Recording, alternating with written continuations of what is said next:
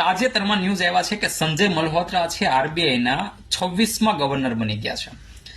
મિત્રો, આરબીઆઈ છે એના વિશે આપણે થોડીક માહિતી જોઈએ. આરબીઆઈ છે 1934ના અધિનિયમ હેઠળ 1935માં એની સ્થાપના કરવામાં આવે છે. પહેલા એના જે ગવર્નર હતા એનું નામ હતું ઓસ્બોર્ન સ્મિથ.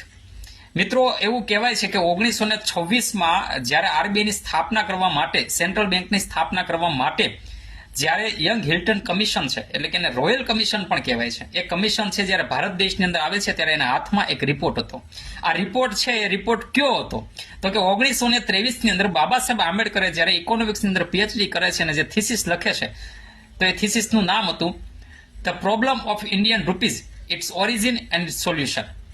તો આ રિપોર્ટના આધારે મિત્રો યંગ હિલ્ટન કમિશન છે એ આરબીઆઈની સ્થાપના કરે છે. એટલે એવું કહેવાય છે કે મિત્રો આરબીઆઈની સ્થાપનામાં પણ ડોક્ટર ભીમરાવ આંબેડકર છે એમનો ફાળો છે. તો મિત્રો, મને કોણ કહેશે કે સ્વતંત્ર ભારતના સૌ પ્રથમ આરબીઆઈના ગવર્નર છે એ કોણ હતા? જીકેની દ્રષ્ટિકોણથી પ્રશ્ન ખૂબ અગત્યનો છે. અને આરબીઆઈની ગવર્નર કમિટીમાં કુલ કેટલા સભ્ય હોય છે તમારે મને કોમેન્ટ કરવાની છે. મિત્રોને શેર કરો, વેબકૂફને લાઇક કરો, સબસ્ક્રાઇબ કરો. Thank you. જય હિન્દ.